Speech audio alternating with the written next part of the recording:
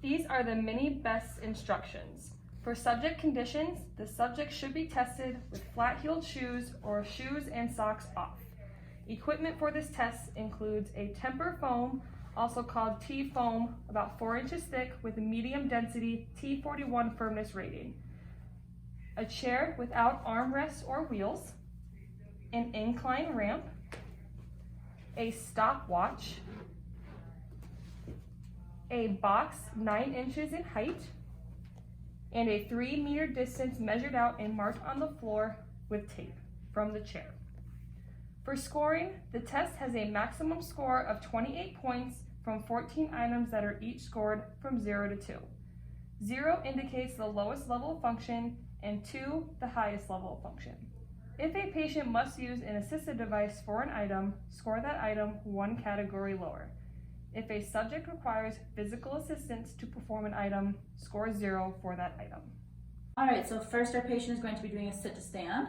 So I will instruct the patient to cross her arms over her chest, and her legs cannot be supported on the chair, back is also not supported. And so I want her to go ahead and stand on up without supporting herself on anything. Good. So that would give a 2-point score, so normal, because she was able to stand without the use of her hands and she was able to stabilize independently. Our next item is going to be raised to toes. So her hands are going to go on her hips, feet are shoulder width apart, and she's going to stand as high as she can on her toes. I will count for her. Go ahead and up. Good. 1, 2, 3. Good. And come on down. That would give her 2 points for a normal score because she was able to stabilize for 3 seconds with maximal height. Item number 3 is going to be standing on one leg. With this test, we'll do it on each leg and we'll be doing 2 repetitions. A normal score is for 20 seconds. So she's in the correct posture with that foot behind her other foot. She's looking straight ahead. So if she was able to hold that for 20 seconds, that would receive 2 points for a normal score. We would then repeat it on that same leg and then complete it again on the left side for 2 trials. For this item, we would take the worst time out of those 4 trials. So, the next 3 tests are about reactive postural control. The first test is to have the patient standing with their feet shoulder width apart. The patient is then going to lean forward against the therapist's hands, and the therapist is going to let go and instruct the patient to do whatever they can to avoid a fall. This would be a normal response because the patient recovered independently with a single large step. The next test is backwards. So the patient is going to turn around, same position, but lean backwards into the therapist and do whatever you can to avoid a fall. This would be a normal response due to recovering independently with a single large step. The next test is a lateral correction. So same thing, basically leaning towards the side and doing whatever they can to avoid a fall. And this would be normal because the patient recovered with 1 step. These next 3 tests are for sensory orientation. So the first test is going to be stance with feet together, eyes open on a firm surface. Instructing the patient to place your hands on your hips, place your feet together until almost touching, look straight ahead, be as stable and still as possible until I say stop. A normal score of 2 would consist of the patient holding it for 30 seconds. A moderate score of 1 would be less than 30 seconds, and a severe score of 0 would be the patient is unable to do this test. The second test is the stance with feet together, eyes closed on a foam surface. Instructing the patient to step onto the foam, place your hands on your hips, place your feet together until almost touching, be as stable and still as possible until I say stop. I will start timing when you close your eyes. A normal score of 2 would be 30 seconds, a moderate score of 1 would be less than 30 seconds, and a severe score of 0 would be unable to do so. The next test is the incline test with the eyes closed. Patient will be instructed to step onto the incline ramp. Please stand on the incline ramp with your toes toward the top. Place your feet shoulder width apart and have your arms down at your sides. I will start timing when you close your eyes. A normal score of 2 would indicate that they can stand independently for 30 seconds and aligns with gravity. A moderate score of 1 indicates stands independently for less than 30 seconds or aligns with surface. And a severe score of 0 would be unable to perform the test. These next 5 tests are for dynamic gait. The first test is change in gait speed.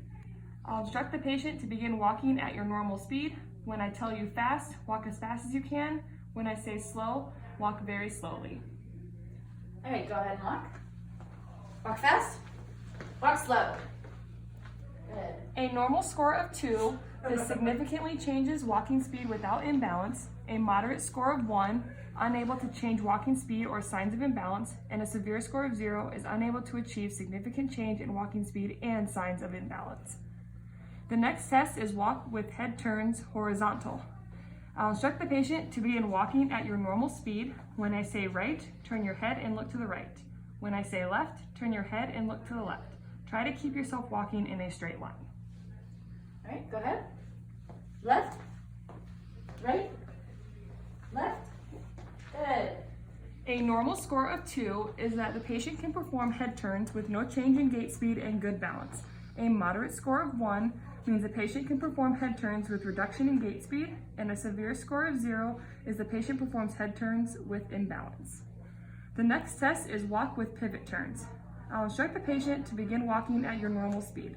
When I tell you to turn and stop, turn as quickly as you can, face the opposite direction, and stop. After the turn, your feet should be close together. All right, go ahead. Stop.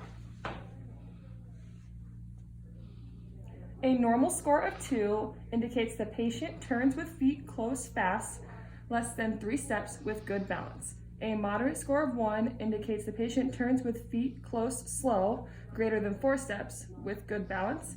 And a severe score of 0 indicates the patient cannot turn with feet close at any speed without imbalance. Go. The next test is step over obstacles. I'll instruct the patient to begin walking at their normal speed. When you get to the box, step over it, not around it, and keep walking. Go ahead. Maintain that speed.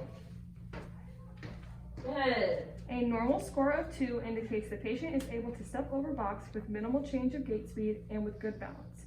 A moderate score of 1 indicates the patient steps over box but touches box or displays cautious behavior by slowing gait. A severe score of 0 indicates patient is unable to step over box or steps around box. The next test is the timed up and go with dual task of a 3-meter walk. I'll instruct the patient, when I say go, stand up from the chair, walk at your normal speed across the tape on the floor, turn around, and come back to sit in the chair. For instructions of the tug with dual task, I'll tell the patient to count backwards by 3s starting at 100. When I say go, stand up from the chair, walk at your normal speed across the tape on the floor, turn around, and come back to sit in the chair. Continue counting backwards the entire time. All right, first we'll do without counting. Go ahead.